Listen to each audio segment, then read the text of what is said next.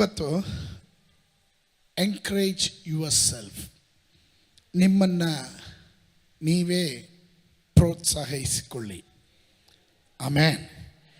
ಆರಂಭದ ಒಂದೆರಡು ನಿಮಿಷ ಸ್ವಲ್ಪ ಶ್ರದ್ಧೆ ಕೊಡ್ರಿ,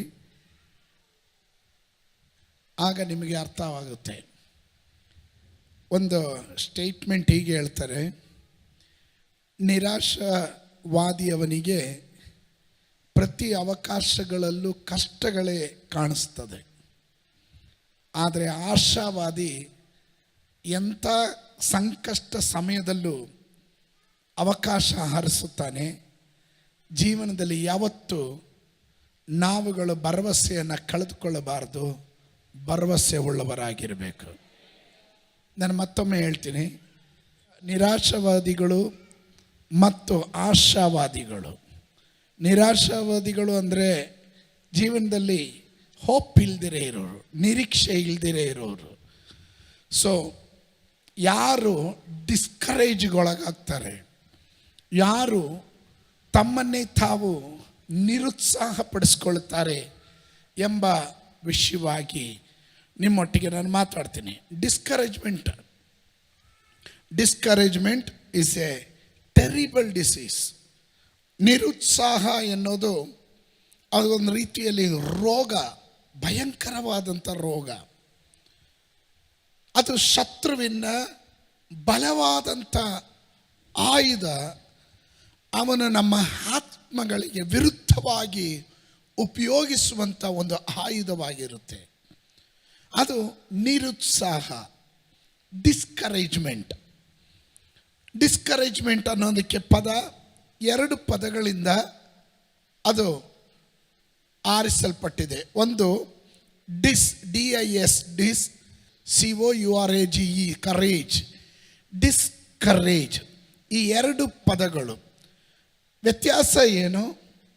ನಿರಾಶಾವಾದಿಗೂ ಆಶಾವಾದಿಗೂ ಇರುವಂಥ ವ್ಯತ್ಯಾಸ ಈ ಮೂರು ಅಕ್ಷರಗಳು. ಡಿಸ್ಕರೇಜ್ ಮಾಡೋದು, ಡಿಸ್ ಅನ್ನೋದು, ಅದರ ಅರ್ಥ a lack of courage means ನಮ್ಮ ಜೀವನದಲ್ಲಿ ಪ್ರೋತ್ಸಾಹ ಇಲ್ಲದಂತೆ ಮಾಡುವುದು, ಆಸಕ್ತಿ ಕುಂದಿಸೋದು, ನಿರಾಶೆ ಪಡಿಸೋದು, ಮುಂದಕ್ಕೆ ನಾವು ಹೋಗಕ್ಕಾಗದಂತೆ ಮಾಡೋದು. ಡಿಸ್ಕರೇಜ್ಡ್ ಯಾರೆಲ್ಲಾದರೂ ಬಂದರೆ ಅವರು ದೈವ ಶಬ್ದವನ್ನು ಕೇಳೋದಕ್ಕೆ ಒಲ್ಲೆ ಅಂತಾರೆ. The trouble with discouraged people is that they cannot hear from God. ದೇವರಿಂದ ದೈವಿಕವಾದ ಶಬ್ದವನ್ನು ಅವುಗಳಿಗೆ ಕಿವಿಗೊಡೋದಿಲ್ಲ. ಎರಡು, ಸತ್ಯವೇದ ಗ್ರಂಥ ಭಾಳ ಸ್ಪಷ್ಟವಾಗಿ ಹೇಳುತ್ತದೆ. ಯೆಶಾಯನು ಬರೆದ ಪ್ರವಾದನೆ ಗ್ರಂಥ 12:3, ಐಸಾಯ ಚಾಪ್ಟರ್ 12:3, ರಕ್ಷಣೆ ಎಂಬ ಬಾವಿಗಳಿಂದ ನೀರನ್ನು ಉಲ್ಲಾಸದೊಡನೆ ಸೇದುವಿರಿ. ಅಂದರೆ ಎ ಸಾಲ್ವೇಷನ್, ರಕ್ಷಣೆ ಉಂಟಾದ ವ್ಯಕ್ತಿ ತನ್ನ ಬಾವಿಗಳಿಂದ ನೀರನ್ನು ಉಲ್ಲಾಸದೊಡನೆ ಸೇದುವಿರಿ. Therefore with joy shall you draw water from the well of salvation. Joy, ಸಂತೋಷ. ಸೈತಾನನಿಗೆ ಅದು ಇಷ್ಟ ಇಲ್ಲದೆ ಇರುವ ಕಾರ್ಯ. ನಿನ್ನನ್ನು ಮಂಕಾಗಿ ಕುಣಿಸೋದು, ನಿನ್ನನ್ನು ನಿರಾಶೆ ಪಡಿಸೋದು, ನಿನ್ನನ್ನು ದುಃಖಿತಳಾಗಿ ಮಾಡೋದು, ನಿನ್ನನ್ನು ಪ್ರಯೋಜನ ಇಲ್ಲದವಳು, ಉಪಯೋಗಕ್ಕೆ ಬಾರದೇ ಇರೋನು, ಮೂರ್ಖಾಸು ಬೆಲೆ ಇಲ್ಲದವನು ಎನ್ನುವ ರೀತಿಯಲ್ಲಿ ನಿನ್ನ ಮನಸ್ಸಿನಲ್ಲಿ ಶತ್ರುವಾದವನು ಪದೇ ಪದೇ ನಿನ್ನನ್ನು ನಿರಾಶೆಯ ಪದಗಳಿಂದ ನೋಯಿಸುವುದಾದರೆ, ಆ ಸಂದರ್ಭದಲ್ಲಿ ನೀನು ಮಾಡಬೇಕಾದಂಥ ಕಾರ್ಯ ಅದನ್ನು ಓವರ್ಕಮ್ ಮಾಡಬೇಕು, ಅದನ್ನು ನೀನು ಜಯಿಸಬೇಕು. ಅದಕ್ಕೆ ಅನುಮತಿ ಮಾಡಬಾರ್ದು. ಆಮೇಲೆ ಸೈತಾನನಿಗೆ ಚೆನ್ನಾಗಿ ಗೊತ್ತು,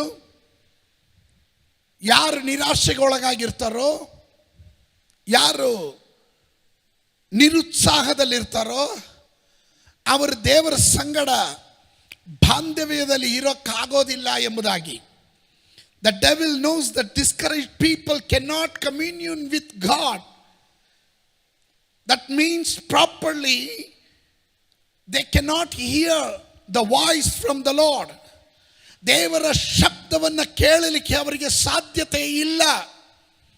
ಅವರು ದೇವರೊಟ್ಟಿಗೆ ಕಮ್ಯುನಿಕೇಶನ್ ಮಾಡಲಿಕ್ಕಾಗೋದಿಲ್ಲ, ಬಾಂಧವ್ಯ ಇರೋದಿಲ್ಲ, ಪ್ರಾರ್ಥನೆ ಮಾಡಕ್ಕೆ ಮನಸ್ಸಿರೋದಿಲ್ಲ, ಆರಾಧನೆ ಮಾಡಕ್ಕೆ ಮನಸ್ಸಿರೋದಿಲ್ಲ, ವಾಕ್ಯ ಧ್ಯಾನ ಮಾಡೋದಕ್ಕೆ ಮನಸ್ಸಿರೋದಿಲ್ಲ.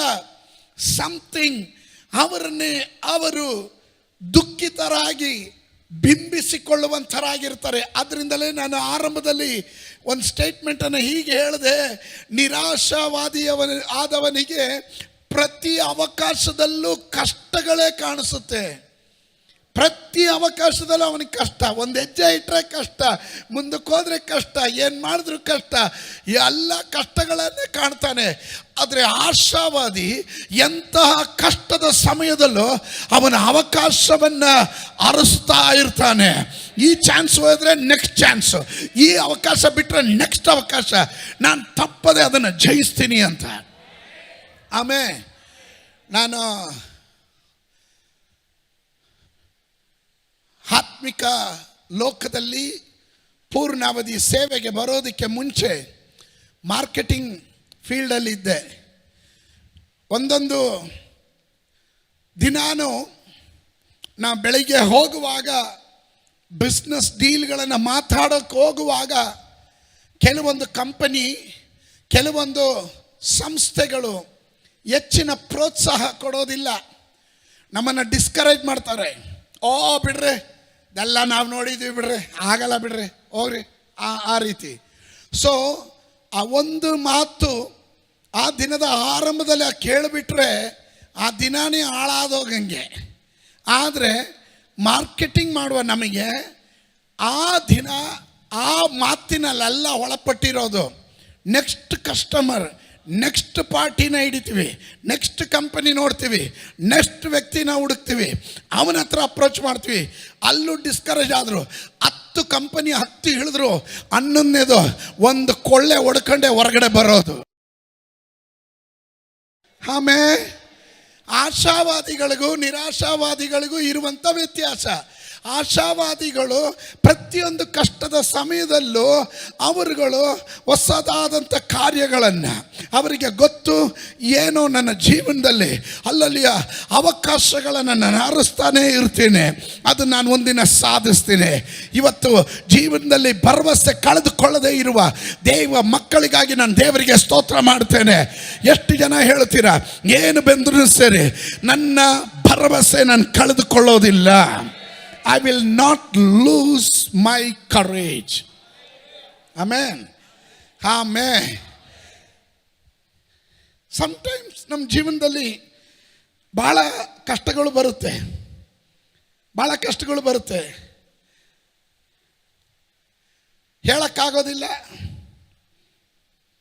ಪ್ರೋತ್ಸಾಹ ಎನ್ನೋದು ಭರವಸೆಯನ್ನು ತರುತ್ತೆ. ಎಂಕರೇಜ್ಮೆಂಟ್ಸ್ ಬ್ರಿಂಗ್ಸ್ ಹೋಪ್.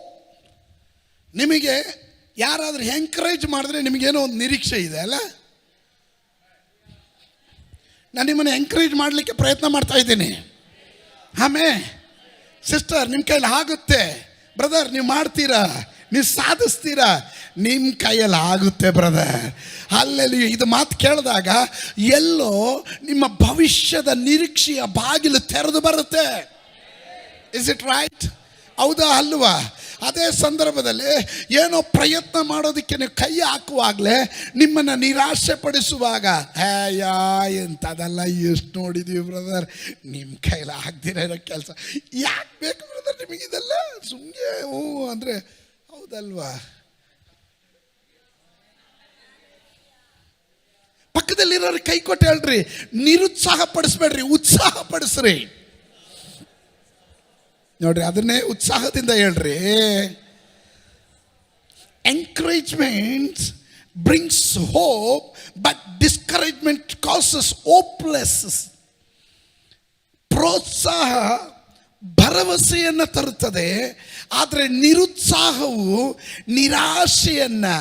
ಹತಾಶೆಯನ್ನು ಹುಟ್ಟಿಸುವಂಥದ್ದಾಗಿರುತ್ತೆ. ಹತಾಶ ಮನೋಭಾವ. ಏನು ಹೇಳಿದ್ರು ಕೆಲವರು ಹತಾಶ ಮನೋಭಾವ. ಕೆಲವರನ್ನ ಎಷ್ಟೇ ಬಡಿದೆಬ್ಬಿಸಕ್ಕೆ ನೋಡ್ರಿ ನೀವು, ಹತಾಶ ಮನೋಭಾವ. ಅವರಿಗೆ ಐ ಕೆನಾಟ್ ಗಿವ್ ಅಪ್ ಮಾಡಿಬಿಡ್ತಾರೆ, ಬಿಟ್ಕೊಡ್ತಾರೆ. ಆಮೇಲೆ it is so easy to know the size of a person's faith by observing how much trouble it takes to discourage him. ಕೆಲವರು ಮುಖ ನೋಡಿದ್ರೆ ಗೊತ್ತಾಗ್ಬಿಡುತ್ತೆ ಒಬ್ಬ ವ್ಯಕ್ತಿಯನ್ನು ನಿರುತ್ಸಾಹಗೊಳಿಸೋದಕ್ಕೆ ಎಂಥ ಪರಿಸ್ಥಿತಿ, ಸಣ್ಣ ಪರಿಸ್ಥಿತಿನ ದೊಡ್ಡ ಪರಿಸ್ಥಿತಿ, ಆ ಸೈಜು ಅದನ್ನು ನೋಡಿದ್ರೆ ಗಮನಿಸಿದ್ರೆ ಸಾಕು ಅವನು ನಂಬಿಕೆಯ ಗಾತ್ರ ಎಷ್ಟಿದೆ ಅಂತ ನಮ್ಗೆ ಗೊತ್ತಾಗ್ಬಿಡುತ್ತೆ. ಕೆಲವ್ರಿಗೆ ಒಂದು ಸ್ವಲ್ಪ ಏನಾದರೂ ಅಂದ್ಬಿಟ್ರೆ ಆಯಿತು ಅಷ್ಟೇ, ಅವತ್ತು ರಾತ್ರಿ ಊಟ ಮಾಡಲ್ಲ. ಆಮೇಲೆ ಬೇಕಾದರೆ ಇನ್ನೊಂದು 3 ವಾರ ಚರ್ಚ್ಗೂ ಬರಲ್ಲ, ಪ್ರಾರ್ಥನೆನೂ ಮಾಡಲ್ಲ. ಯಾಕೆ? ಅವ್ರು ಹಂಗೆ ಅಂದ್ಬಿಟ್ರು ಅಂತ. ಆಮೇಲೆ ನಮ್ಮ ನಂಬಿಕೆ ಅಳತೆ ಮಾಡೋದು ನಿಮ್ಮ ಸ್ವಭಾವದ ಮೇಲೆ ಡಿಪೆಂಡ್ ಆಗಿರುತ್ತೆ. ಆಮೇಲೆ ಕೆಲವರಿಗೆ ಎಷ್ಟು ಹೋರಾಟ ಬಂದ್ರೂ ಅಷ್ಟೇನಾ, ಬರಲಿ ಬಿಡ್ರಿ ನೋಡೋಣ ಅಂತೀವಿ, ಬರಲಿ ಬಿಡ್ರಿ ಅಂತ. ಈ ನೋಡ್ರಿ, ನಮ್ಮ ಕರ್ನಾಟಕದ ತೆಂಗಿನ ಮರ ಉದ್ದಕ್ಕೆ ಬೆಳೆದಿರುತ್ತೆ. ನೀವು ಕೋಸ್ಟಲ್ ಏರಿಯಾಗಳ ಕಡೆ ಹೋಗ್ರಿ, ಕರಾವಳಿ ಪ್ರದೇಶಗಳಲ್ಲಿ, ಕೇರಳ, ಮಂಗಳೂರು ಇತ್ ಕಡೆ ಎಲ್ಲ ಹೋಗ್ರಿ, ತೆಂಗಿನ ಮರ ಹೆಂಗೋಗಿರುತ್ತೆ ಗೊತ್ತಾ?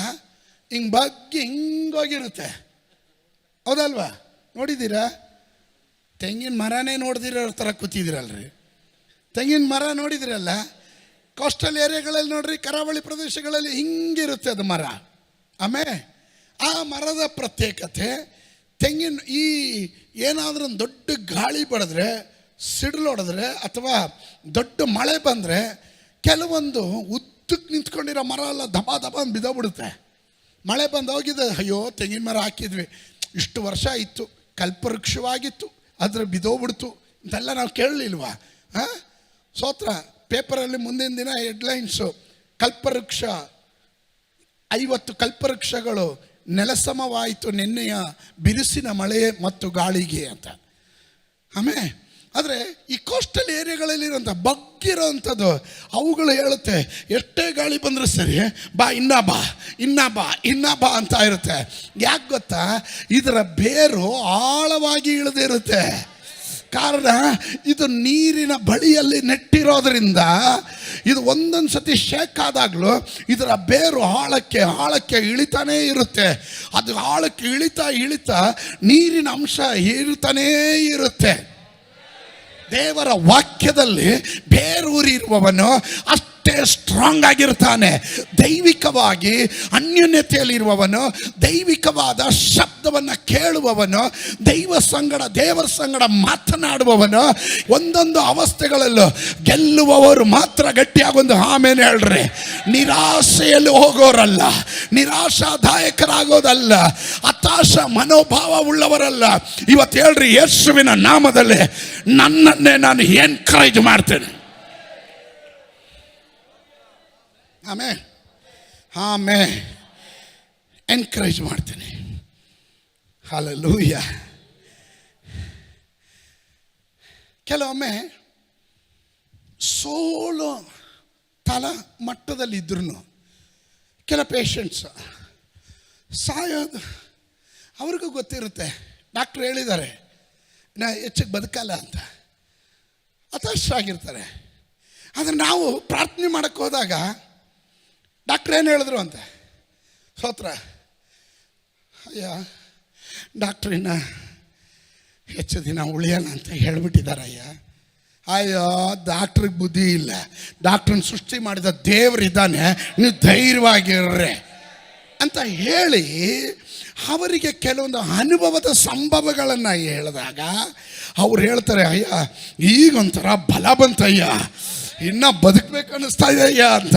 ಅಲ್ಲಲ್ಲಿ ಯಾಕೆ ಗೊತ್ತಾ, ನೀವು ನುಡಿಯುವ ನುಡಿ ಅವರನ್ನು ಬಲಪಡಿಸುವಂಥದ್ದಾಗಿರಲಿ. ಆಮೇಲೆ ಸೆಲ್ಫ್ ನಿಮ್ಮನ್ನು ನೀವು ಪ್ರೋತ್ಸಾಹ ಮಾಡಿಕೊಳ್ಳಕ್ಕಾಗದೇ ಇರೋ ವ್ಯಕ್ತಿ ಆದರೆ, ನೀವು ನಿರಾಶಾದಾಯಕವಾದ ವ್ಯಕ್ತಿ ಆದರೆ, ನೀವು ಮತ್ತೊಬ್ಬರಿಗೆ ಆಶಾದಾಯಕವಾಗಿರೋದಕ್ಕೆ ಆಗೋದಿಲ್ಲ. If you are the discourage person, you can not encourage others. ನಿನಗೆ ಮತ್ತೊಬ್ಬರನ್ನ ಪ್ರೋತ್ಸಾಹ ಮಾಡೋಕ್ಕಾಗಲ್ಲ. ಆಗುತ್ತಾ? ಎಲ್ಲರ ಮನೆ ದೋಸೆ ತೂತು ಅಂದರೆ ನಮ್ಮ ಮನೆ ಎಂಚೆ ತೂತು ಅಂದಂಗೆ ಕೇಳಿದ್ರೆ. ಕೆಲವರು ಸ್ಯಾಡಿಸ್ಟ್ ಪೀಪಲ್ ಆಗ್ತಾರೆ. ಅವನ್ ನೋಡ್ರಿ, ನೀವು ಏನೇ ಕೊಡ್ರಿ, ಏನೇ ಮಾಡ್ರಿ, ಅವನ ಜೀವನದಲ್ಲಿ ಸಂತೋಷ ಕಾಣಲ್ಲ. ಅವನು ಸ್ತೋತ್ರ, ಏನಾದರೂ ಕೊಂಕ್ ಹೇಳ್ತಾನೆ ಇರ್ತಾನೆ. ಬಿಕಾಸ್ ದೇರ್ ಕ್ಯಾರೆಕ್ಟರ್, ಅದು ಅವ್ರ ಸ್ವಭಾವ ಅಂಥದ್ದು. ಇವತ್ತು ನಾನು ನಿಮಗೆ ಹೇಳ್ತೇನೆ, ನಮ್ಮನ್ನು ದೇವರು ಕರೆದಿರೋದು ಸ್ಯಾಡಿಸ್ಟ್ ಆಗಿರೋದಕ್ಕೋ, ನಿರಾಶಾದಾಯಕನಾಗಿರೋದಕ್ಕೋ, ಹತಾಶ ಮನೋಭಾವ ಉಳ್ಳವನಾಗಿರೋದಕ್ಕೋ ನಮ್ಮನ್ನು ದೇವರು ಕರೆದಿಲ್ಲ. ನಮ್ಮಲ್ಲಿ ಇರುವವನು ಲೋಕದಲ್ಲಿ ಇರುವವನಿಗಿಂತ ಹೆಚ್ಚಿನವನಾಗಿದ್ದಾನೆ. ಅದರಿಂದ ಏನು ಬಂದರು, ಕನ್ನಡದಲ್ಲಿ ಒಂದು ಮಾತು ಹೇಳ್ತೀವಿ ನೋಡ್ರಿ, ಈಸಬೇಕು, ಇದ್ದು ಜಯಿಸಬೇಕು. ಗಟ್ಟಿಯಾಗಿ ಹೇಳ್ರಿ, ಈಸಬೇಕು. ನೀವು ಹೇಳ್ಕೊಳ್ಳಿ ಪಾಸ್ಟ್ರೆ, ಈಸಬೇಕು. ಫಸ್ಟಿಂದ ಹೇಳ್ರಿ,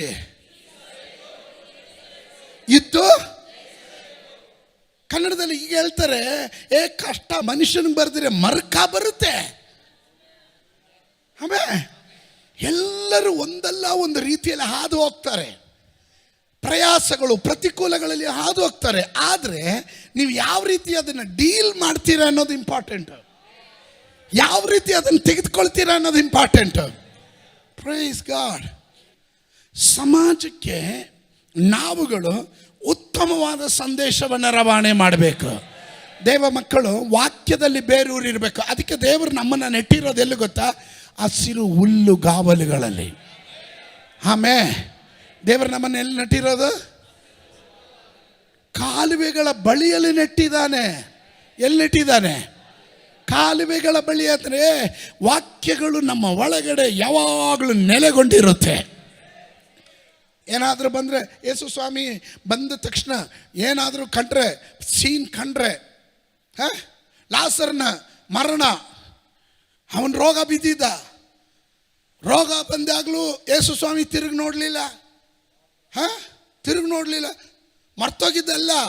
ಶಿಷ್ಯರು ರಿಮೈಂಡರ್ ಮಾಡಿದ್ರು, ನಿನ್ನ ಸ್ನೇಹಿತನಾದ ಲಾಸರನು ಅಸ್ವಸ್ಥನಾಗಿದ್ದಾನೆ. ಆಗ ಡೈಲಾಗು, ಆ ರೋಗ ಬಂದಿರೋದು ಮರಣಕ್ಕಾಗಲ್ಲ. ಸ್ತೋತ್ರ. ಆಮೇಲೆ ತಿರ್ಗಾ ಇನ್ನೊಂದು ವಾರ್ತೆ ಬಂತು, ಸ್ವಾಮಿ ನೀನೇನೋ ಹೇಳ್ದೆ ಮರಣಕ್ಕಲ್ಲ ಅಂತ. ರಿಪೋರ್ಟ್ ಬಂತು, ಅವನು ಸತ್ತೋದ ಅಂತ. ಅವನು ಸಾಯಲಿಲ್ಲ, ನಿದ್ದೆ ಮಾಡ್ತಾ ಇದ್ದಾನೆ. ಯೇಸು ಸ್ವಾಮಿ ಕೆನ್ ನಾಟ್. ಈ ನೋಡ್ರಿ, ಎಂಥ ಸಂದರ್ಭದಲ್ಲಿ ಆದ್ರೂ ನಾನು ಕೇಳ್ತೀನಿ, ಗಾಳಿ ಹೊಡಿತಾ ಇದೆ, ಅಲೆಗಳು ಉಗ್ತಾ ಇದೆ, ದೋಣಿ ಮುಳುಗ್ತಾ ಇದೆ. ಯೇಸು ಸ್ವಾಮಿ ಶಿಷ್ಯರೆಲ್ಲ ಏನು ಮಾಡಿದ್ರು? ಸ್ವಾಮಿ ನಾವು ಸಾಯೋದು ನಿನ್ನ ಗಮನಕ್ಕೆ ಬರ್ತಾ ಇಲ್ವೋ? ನಾವು ಸಾಯ್ತಾ ಇದ್ದೀವಿ. ಅಲ್ಪ ವಿಶ್ವಾಸಿಗಳೇ ಆವಾಗಲೂ ಬೈದಿದ್ದು. ಏನಕ್ಕೆ? So why are you discourage? ನೀವು ಯಾಕೆ ನಿರಾಶೆಗೊಳಗಾಗ್ತೀರಾ? ಬೀಸಲಿ ಗಾಳಿ, ಬೀಸಲಿ ಅಲೆಗಳು ಉಕ್ಕಲಿ, ಆದರೆ ನಿನ್ನ ದೋಣಿಯಲ್ಲಿ ಇರುವವನು ಯಾರು ಎನ್ನುವುದನ್ನು ನೀನು ಮರಿಬಾರ್ದು. ನಿನ್ನ ದೋಣಿಯಲ್ಲಿ ಇರುವವನು ಯಾರು ಎನ್ನೋದು ನೀನು ಮರಿಬಾರ್ದು. ಆಮೇಲೆ ಅರ್ಥ ಆದವರು ಮಾತ್ರ ಒಂದು ಆಮೇಲೆ ಹೇಳ್ರಿ. ನನ್ನ ದೋಣಿಯಲ್ಲಿ ಯೇಸು ಇರೋದಾದರೆ, ನನ್ನ ಮನಸ್ಸಲ್ಲಿ ಯೇಸು ಇರೋದಾದರೆ, ನನ್ನ ಕುಟುಂಬದಲ್ಲಿ ಯೇಸು ಇರೋದಾದರೆ, ಎಂಥ ಬಿರುಗಾಳಿ ಬಡೀಲಿ, ಎಂಥ ಅಲೆಗಳು ಹುಕ್ಕಲಿ, ನಾವು ಮುಳುಗೋದಕ್ಕೆ ದೇವರು ಬಿಡೋದಿಲ್ಲ ಎಂಬುವವರು, ಆ ದೃಢ ನಿಶ್ಚಯ ಉಳ್ಳವರು ಮಾತ್ರ ಗಟ್ಟಿಯಾಗೋದು. ಆಮೇಲೆ ಹೇಳ್ರಿ. Hallelujah, hallelujah, amen, hallelujah. Definition of encourage.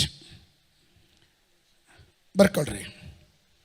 Encourage, ಪ್ರೋತ್ಸಾಹದ ಡೆಫಿನೇಷನ್: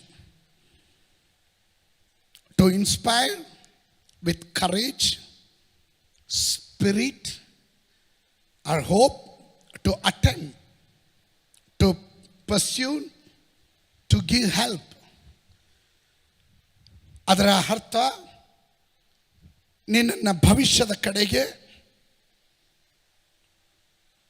ನಿರೀಕ್ಷೆಯ ಕಡೆಗೆ ಮುಂದಕ್ಕೆ ಹೋಗತಕ್ಕಂತೆ, ಎಂಥ ಪರಿಸ್ಥಿತಿಯಲ್ಲೂ ಮತ್ತೊಬ್ಬರನ್ನ ಸಹಾಯ ಮಾಡತಕ್ಕಂತೆ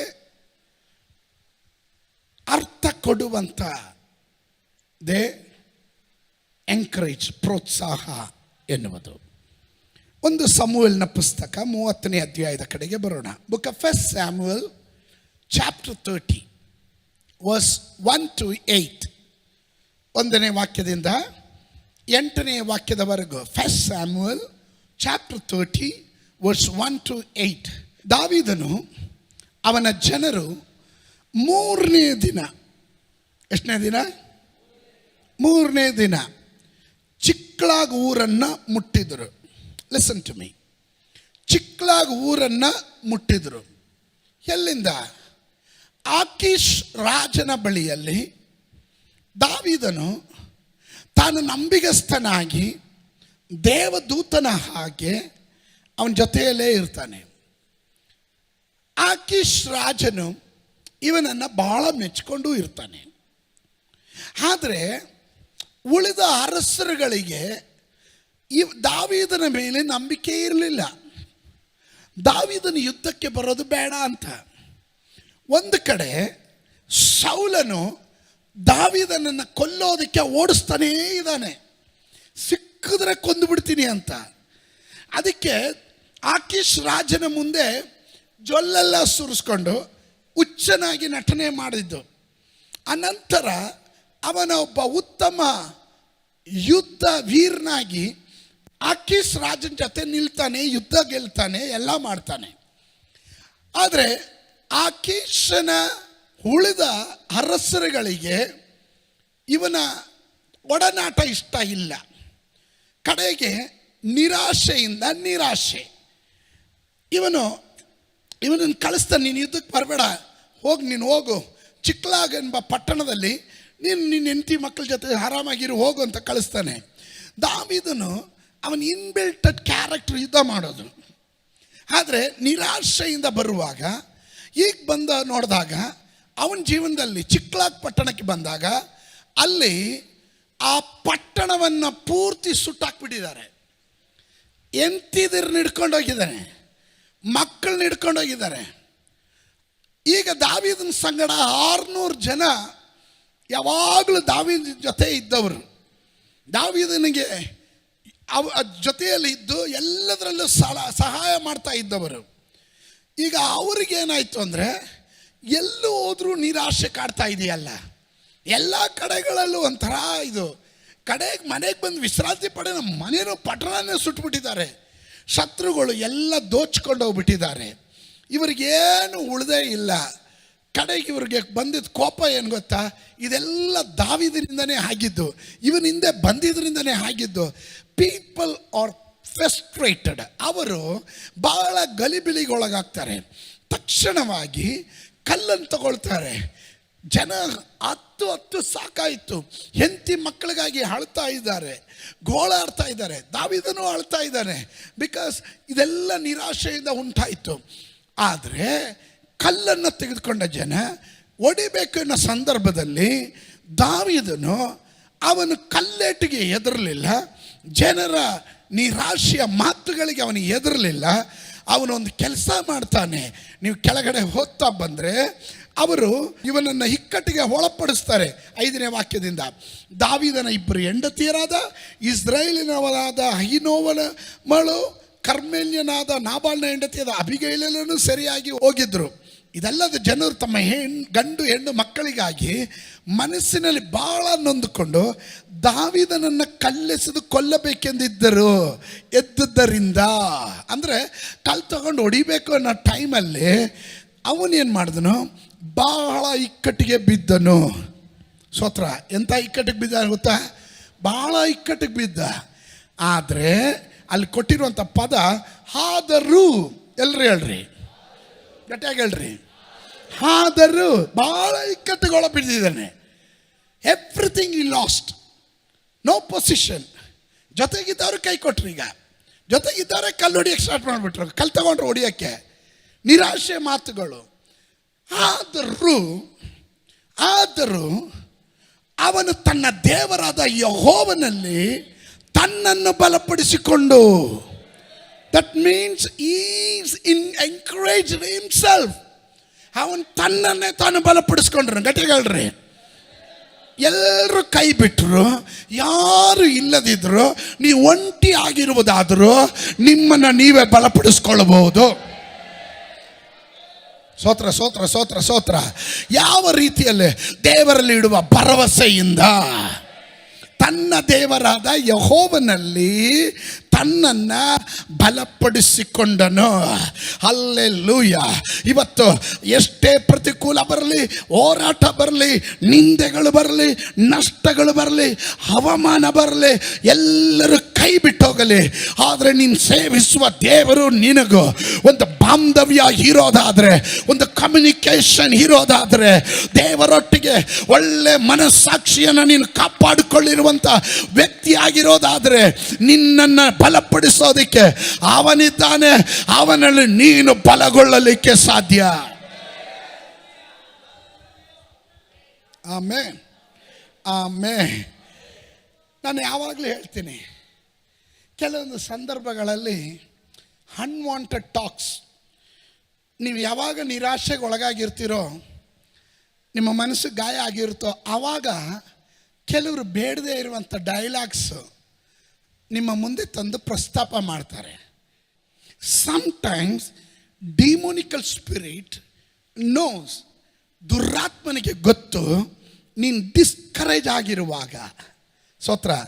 ಯೇಸು ಸ್ವಾಮಿ 40 ದಿವಸ ಉಪವಾಸ ಮಾಡಿ ಬಳಲಿರುವಾಗ ಆಗ ಬಂದ ಸೈತಾನನ ಶೋಧನೆ ಮಾಡೋದಕ್ಕೆ.